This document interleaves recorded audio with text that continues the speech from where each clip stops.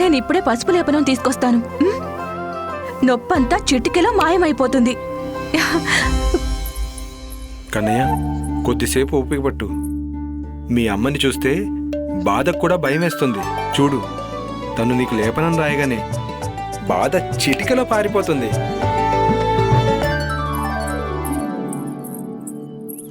అబ్బా అమ్మా, ఒక్క క్షణం కన్నయ్య.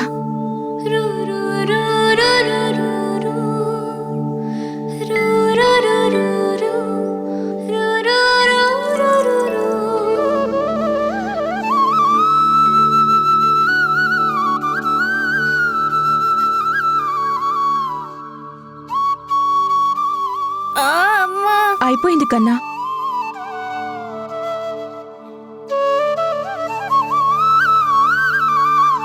చూడు కన్నా, ఇది పసుపు లేపనం. దీంట్లో చాలా మహిమ ఉంటుంది. ఏదైనా కోసుకున్నా, ఏదైనా గుచ్చుకున్నా, రక్తం వచ్చినా, ఎంత నొప్పి పెట్టినా కూడా ఇదన్నిటినీ మానిపోయేలా చేస్తుంది.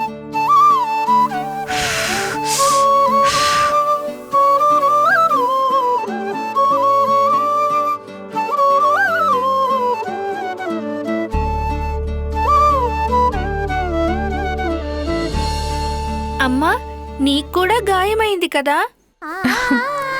అదేం కాదులే కన్నా.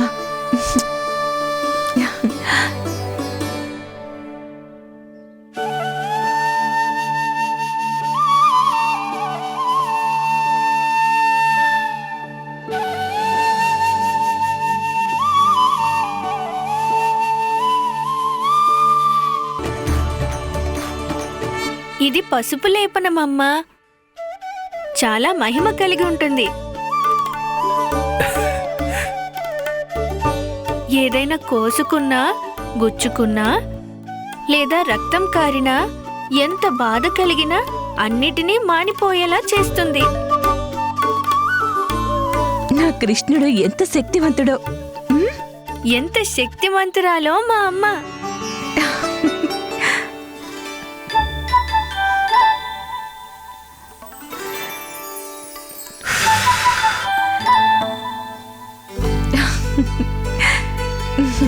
చాలు, కొద్దిసేపట్లో నీ గాయం తగ్గిపోతుంది. అప్పుడు ఆ గాయమే నిన్ను అడుగుతుంది, కన్నయ్య, ఈ బాధ అంటే ఎలా ఉంటుంది అని. ఇది కొద్దిసేపట్లో గాయం తగ్గిపోతుందమ్మా. అప్పుడు ఈ గాయమే నిన్ను అడుగుతుంది, అమ్మా, ఈ బాధ అంటే ఎలా ఉంటుంది అని. సరే, నిజం చెప్పిప్పుడు నువ్వేం అల్లరి పని చేశావు? నీకింత పెద్ద గాయమైంది. సరే, నిజం చెప్పు. ఇప్పుడు నువ్వేం అల్లరి పని చేశావు? నీకు ఇంత పెద్ద గాయమైంది.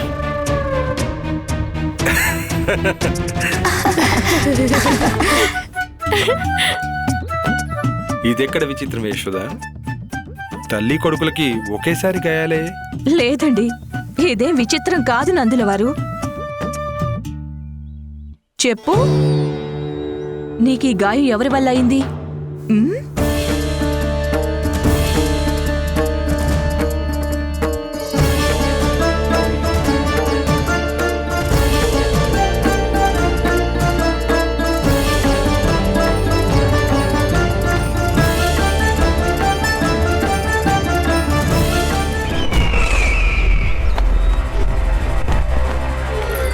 నన్ను కోశాగారానికి ఎందుకు తీసుకొచ్చావు ప్రాప్తి?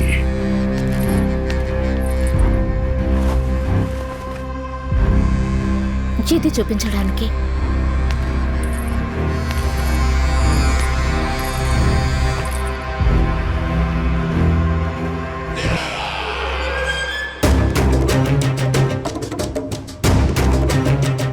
అద్భుతం. స్వామి, కేవలం సంపదే కాదు, వేరే కూడా ఉంది.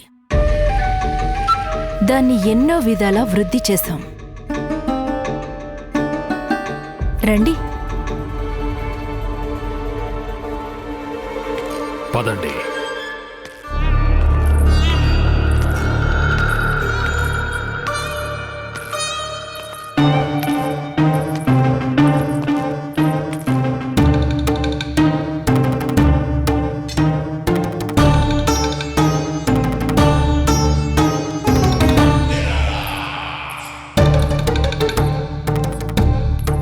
ఇంతకు ముందు కూడా సైన్యం ఉండేది మహారాజా. కాని ఇప్పుడు మీ సైన్యం ఆకాశమంత విశాలం, సముద్రంలో విరాట రూపం దాల్చింది. చూడండి.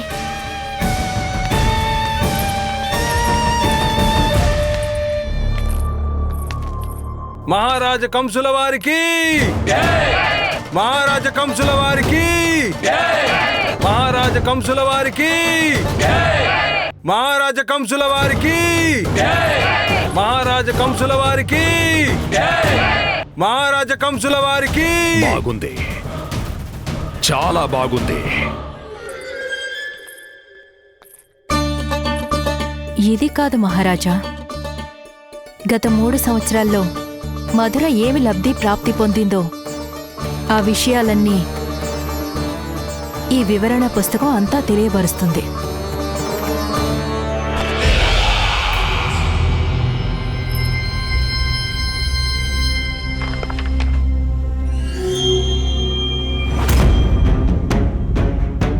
మీ అధీన రాజ్యాలపై ఎవరు ఎంత రుణపడి ఉన్నారో ఇది అదే వివరణ పుస్తకం మహారాజా.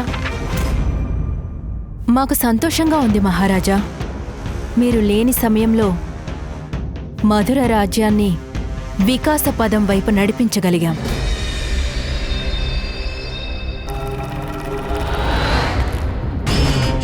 ఏంటిది? గోకులం కాగితం ఖాళీగా ఎందుకుంది? ఇన్ని సంవత్సరాల్లో గోకులానికి ఎలాంటి సుంకం విధించలేదా? ఎంతగా విధించామంటే మహారాజా, మన కోశాగారంలో ఒక పెద్ద భాగం గోకుల ధనంతోనే నిండు. ఒకవేళ వేరే రాజ్యాలకు 2 సుంకం విధిస్తే గోకులం మాత్రం దానికి 4 ప్రకోపాన్ని అనుభవించాల్సి వచ్చేది. కాని మహారాజా, గోకులం సుంకాలన్నీ నిర్ణీత సమయంలోనే చెల్లించింది. సుంకాలన్నీ చెల్లించడంలో గోకులం ఎన్నడూ ఆలస్యం చేయలేదు.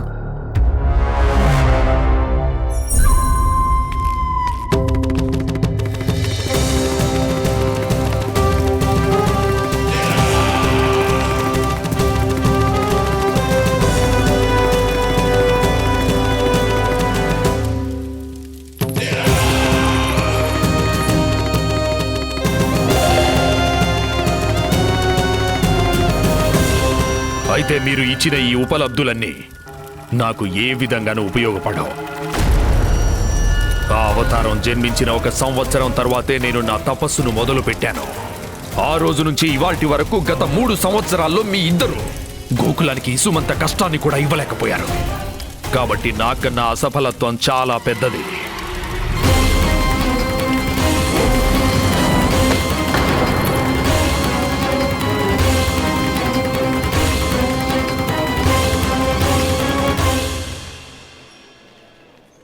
ఎవరైనా చెప్తారా నాకు, తనకి ఇంత పెద్ద గాయం ఎలా అయింది?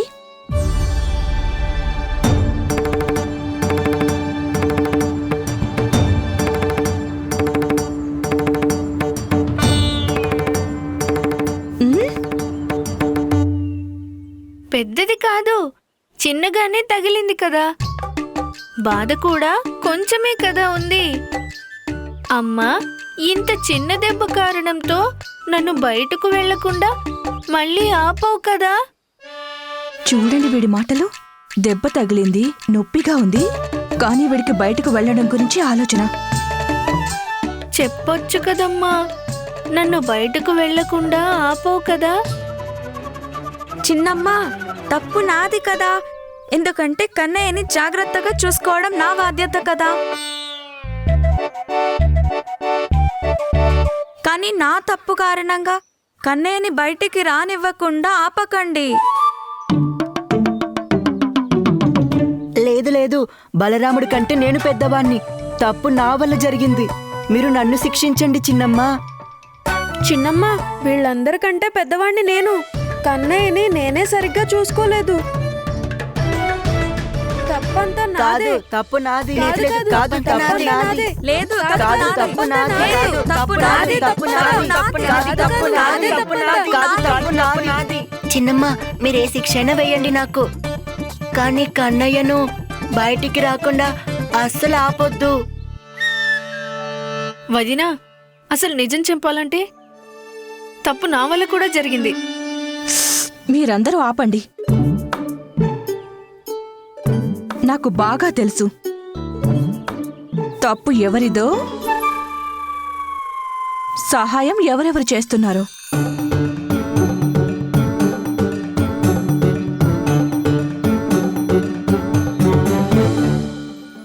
అయినా మీరందరూ అలా చింత ముఖాలు పెట్టకండి.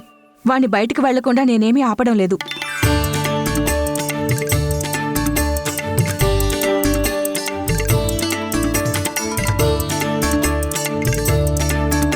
నువ్వు నిజంగానే ఈ మాట అంటున్నావా? అవునండి, నిజంగానే. వాడు పడాలి, నిలబడాలి, అప్పుడే కదా నేర్చుకుంటాడు.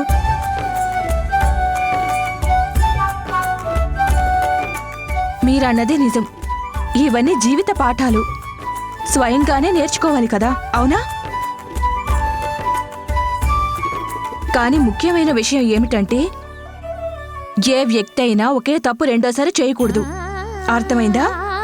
తప్పకుండా అమ్మా. ఇక ముందు అన్న ఏదైనా చెయ్యొద్దని అంటే తను చెప్పింది ఖచ్చితంగా వింటాను. అరే అది కాదు.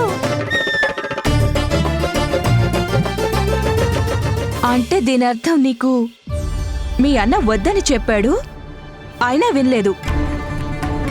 అయినా మీ అన్నయ్య మాట పట్టించుకోలేదన్నమాట.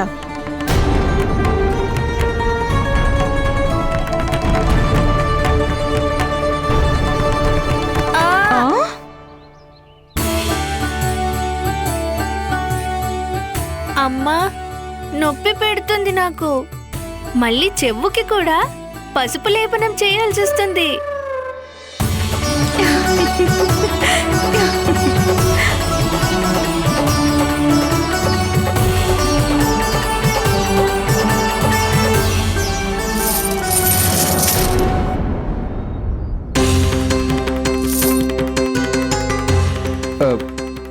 యశోద, నేను ఇంకా బయలుదేరుతాను. నా కోసం ఎదురు చూస్తూ ఉంటారు.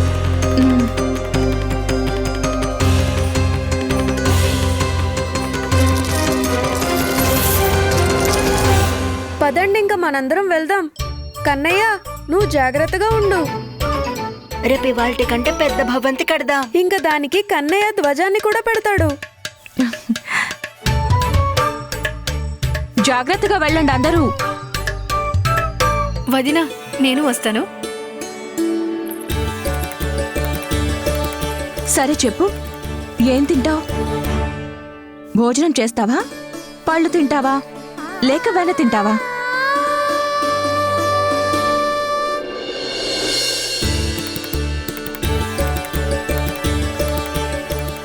నేను కూడా ఎంత మందమంతిని అసలు. వీళ్ళ ఇల్లంతా వెన్నతో నిండి ఉంటుంది. నేను కేవలం ఒక చిటికెడు వెన్న తినిపించాలని అనుకుంటున్నాను.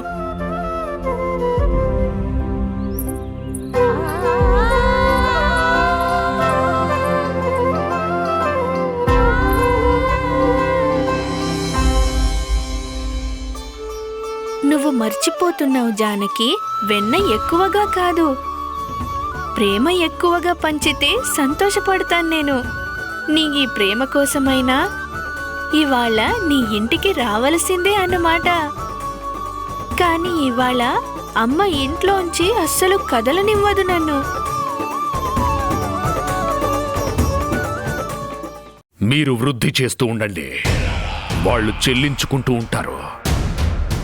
ప్రతిసారి మళ్ళీ మళ్ళీ మొత్తం సుంకం. అసలు ఇది ఎలా సాధ్యం? అంతకంటే ఆశ్చర్యకరమైన విషయం ఏంటంటే మహారాజా, వాళ్ళు సుంకం చెల్లించడంలో ఎన్నడూ ఆలస్యం చేయలేదు. అన్నయ్య, ఆలస్యం కాదు కదా? లేదు లేదు, ఈసారి సుంకం సమయానికి చెల్లించడం చాలా అవసరమైంది. ఎందుకంటే కంసుడు తపస్సులోంచి బయటికి రాగానే ఒక సభాసదుడిని హత్య చేశాడని తెలిసింది. ఇప్పుడు మనం ఇంకా జాగ్రత్తగా ఉండాల్సిన అవసరం ఉంది. అన్నయ్య, కంసుడికి సుంకం సమయానికి చెల్లించినా చెల్లించకపోయినా మా పొరపాటు వల్ల ఆయనకు అవకాశం దొరికినా దొరక్కపోయినా ఈ విషయం వల్ల మాకేం తేడా అనిపించదు. ఎందుకంటే కంసుడి దుర్మార్గపు దృష్టి భయం ఎల్లప్పుడూ ఉంటుంది. ఇంత అధిక సుంకాన్ని ఎలా చెల్లించగలిగారు వారు?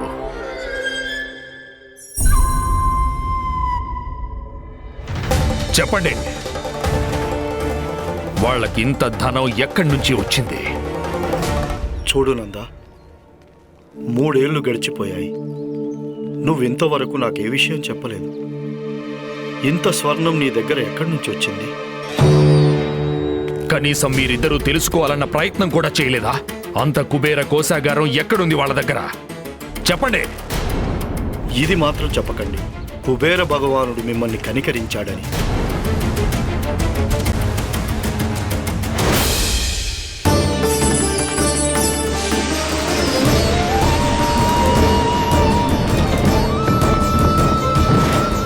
నందా, నందా, ఏం ఆలోచిస్తున్నావు?